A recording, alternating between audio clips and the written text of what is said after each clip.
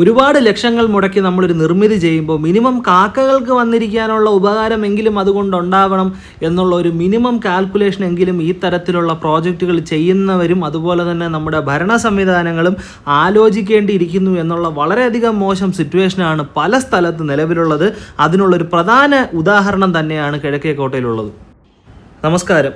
ഒരു ഇൻട്രൊഡക്ഷൻ്റെ പോലും ആവശ്യമില്ലാത്ത സ്ഥലത്താണ് തിരുവനന്തപുരത്ത് നിന്ന് ഞാൻ വന്നിട്ടുള്ളത്.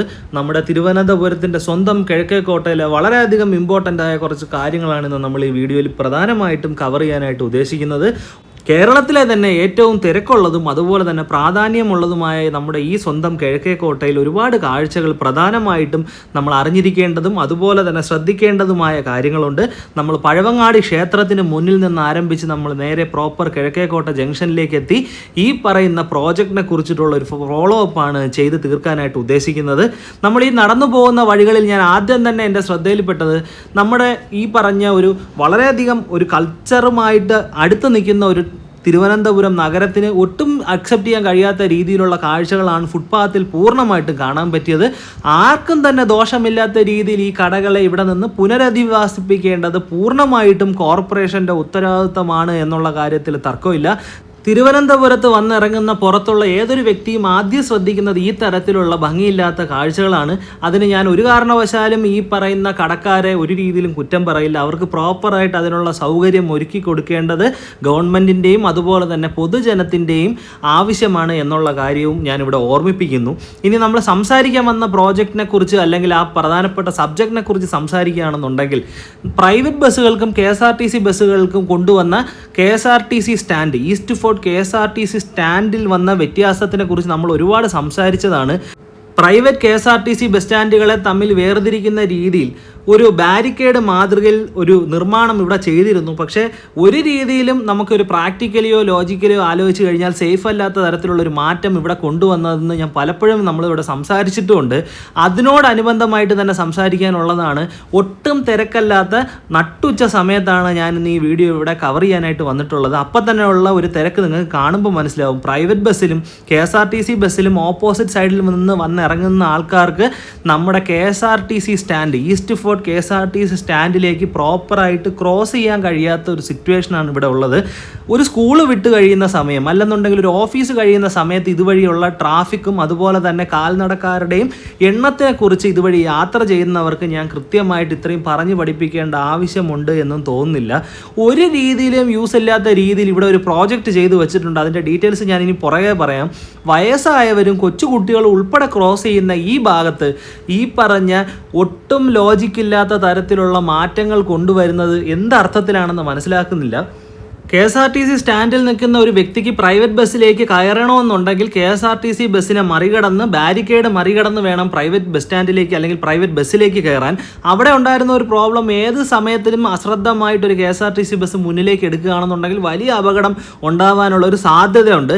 അത് ഇതിൻ്റെ ഒരു പ്രധാനപ്പെട്ട ഒരു വശമാണ്. പക്ഷേ ഏറ്റവും ഓപ്പോസിറ്റ് സൈഡിൽ നിന്ന്, അതായത് നമ്മുടെ ഗാന്ധി പാർക്ക് സൈഡിൽ നിന്ന് ക്രോസ് ചെയ്യുന്ന ആളുകളുടെ കൺസേൺ ആണ് ഇവിടെ ഏറ്റവും ഇമ്പോർട്ടൻ്റ് എന്ന് പറയാതിരിക്കാൻ നിവൃത്തിയില്ല. കാര്യം വയസ്സായവർക്ക് പോലും ഒരു മിനിമമായിട്ട് ഒരു ക്രോസ് ചെയ്യാനുള്ള ഒരു സംവിധാനം ഇവിടെ ഒരുക്കാത്തതിനെ ഒരു രീതിയിലും ന്യായീകരിക്കാൻ കഴിയുന്ന ഒരു വസ്തുതയല്ല.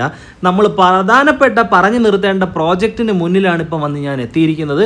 ഒരു മനുഷ്യനും യൂസ് ഇല്ലാത്ത സ്കൈ വാക്ക് വേ എന്ന് പറയപ്പെടുന്ന ഈസ്റ്റ് ഫോർട്ടിലെ ഈ നിർമ്മാണത്തിന് ഒരു രീതിയിലും ഗുണം ആർക്കും ലഭിക്കുന്നില്ല എന്നുള്ളത് വളരെയധികം ക്രിസ്റ്റൽ ക്ലിയർ ആയിട്ട് ഒരു 10 മിനിറ്റ് അവിടെ ചെന്ന് നിന്ന് കണ്ടു കഴിഞ്ഞാൽ മനസ്സിലാക്കാവുന്ന കാര്യങ്ങളേ ഉള്ളൂ. അഡ്വർടൈസ് ചെയ്യാനുള്ള വലിയ ബോർഡുകളും മറ്റ് കാര്യങ്ങളും അവിടെ ചെയ്തു വച്ചിട്ടുണ്ടെങ്കിലും കാൽനടക്കാരെ സംബന്ധിച്ചിടത്തോളം യൂസ് ചെയ്യുന്ന വരുന്ന ആളുകൾക്കനുസരിച്ച് കഴിഞ്ഞാൽ ഒരു 2% ആൾക്കാർ പോലും ഈ സ്കൈ വാക്ക് വേ യൂസ് ചെയ്യുന്നില്ല എന്നുള്ളതാണ് സത്യം. അതിനൊരു കാരണവശാലും കാൽനടക്കാരെ കുറ്റം പറയേണ്ട കാര്യമില്ല. കാരണം ഒരു പ്ലാനിങ്ങും ഇല്ലാതെ ഒരു രീതിയിലുള്ള ഒരു എക്സിക്യൂഷനും ഇല്ലാതെ നിർമ്മാണം പൂർത്തിയാക്കിയ ഈ സ്കൈ വാക്ക് വേ എന്തിനാണെന്ന് ഇത് നിർമ്മിച്ചവർക്ക് തന്നെ അറിയണം എന്നൊരു ക്ലാരിറ്റി ഇല്ല. കാരണം നടന്ന് KSRTC സ്റ്റാൻഡിലേക്ക് എത്തണമെന്നുണ്ടെങ്കിൽ പോലും ഈ വെയിലത്ത് ഓട്ടോ പിടിച്ചു പോവേണ്ട സിറ്റുവേഷനാണ് ഈസ്റ്റ് ഫോർട്ടിലുള്ളത്. എന്ത് തരത്തിലാണ് ഇത്തരത്തിലുള്ള ഒരു നിർമ്മാണം ആ ഭാഗത്ത് ചെയ്തതെന്ന് മനസ്സിലാവുന്നില്ല.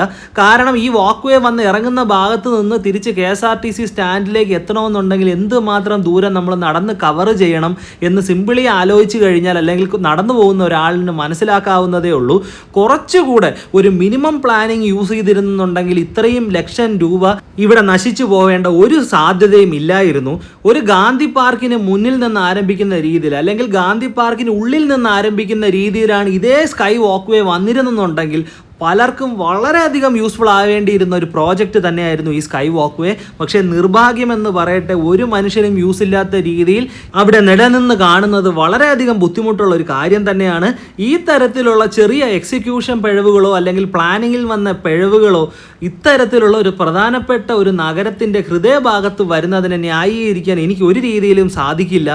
ഈ തരത്തിലുള്ള പ്രോജക്റ്റുകൾ എക്സിക്യൂട്ട് ചെയ്യുന്ന വ്യക്തികൾ സ്വന്തമായി ഒന്ന് ക്രോസ് ചെയ്ത് നോക്കിയതിന് ശേഷം ഇത്തരത്തിലുള്ള പ്രോജക്റ്റുകളുടെ നിർമ്മാണത്തിലേക്ക് കടന്നിരുന്നെങ്കിലെന്ന് പലപ്പോഴും എനിക്ക് തോന്നിയിട്ടുണ്ട്. കാരണം പൊതുജനങ്ങൾക്ക് ക്രോസ് ചെയ്യാൻ ഏത് രീതിയിലുള്ള എക്സിക്യൂഷനും മതി എന്നുള്ള ഒരു ചിന്താഗതിയാണ് ഇത്തരത്തിലുള്ള ബ്ലണ്ടറുകൾക്ക് പ്രധാനപ്പെട്ട ഒരു കാര്യം എന്ന് കോമൺ സെൻസ് ഉള്ള ഏതൊരു വ്യക്തിക്കും മനസ്സിലാക്കാവുന്നതേ ഉള്ളൂ. സ്വന്തമായി ഒരു തവണ ക്രോസ് ചെയ്ത് ഇത്തരത്തിലുള്ള പ്ലാനുകൾ എക്സിക്യൂട്ട് ചെയ്യുന്നതിന് മുമ്പ് ഒരു ഔട്ട്ലൈൻ വർക്ക് അല്ലെങ്കിൽ ഒരു ഹോംവർക്ക് ചെയ്തിരുന്നെന്നുണ്ടെങ്കിൽ പൊതുജനങ്ങൾക്ക് ഇത്രത്തോളം ബുദ്ധിമുട്ടേണ്ട ഒരു സാഹചര്യവും ഈസ്റ്റ് ഫോർട്ടിൽ ഇല്ല എന്നുള്ള ഒരു സത്യം തന്നെയാണ്. വളരെയധികം വെള്ളക്കെട്ടുള്ള ഒരു സ്ഥലമായതുകൊണ്ട് തന്നെ നമുക്ക് അടിപ്പാത ഒരു പോസിബിളായ ഒരു ഓപ്ഷൻ അല്ല ഈസ്റ്റ് ഫോർട്ടിൽ. മേൽപ്പാലം തന്നെ കൃത്യമായ രീതിയിൽ എസ്കലേറ്ററുകളോ ആവശ്യമായ ലിഫ്റ്റുകളോ അതുപോലെ തന്നെ വളരെ ചുരുങ്ങിയ സമയം കൊണ്ട് ക്രോസ് ചെയ്യത്തക്ക രീതിയിലാണ് ഇവിടെ എക്സിക്യൂട്ട് ചെയ്തിരുന്നെന്നുണ്ടെങ്കിൽ വളരെയധികം ആളുകൾക്ക് ഗുണകരമാവേണ്ട ഒരു പ്രോജക്റ്റ് തന്നെയായിരുന്നു. ഇനി ഒരു തരത്തിലുള്ള മാറ്റത്തിനും സാധ്യതയില്ല എന്നുള്ള ഒരു തിരിച്ചറിവോടുകൂടി നമുക്ക് ഈ സബ്ജക്റ്റ് ഇവിടെ വൈൻഡപ്പ് ചെയ്യാം. നെക്സ്റ്റ് വീഡിയോയിൽ കാണാം. താങ്ക്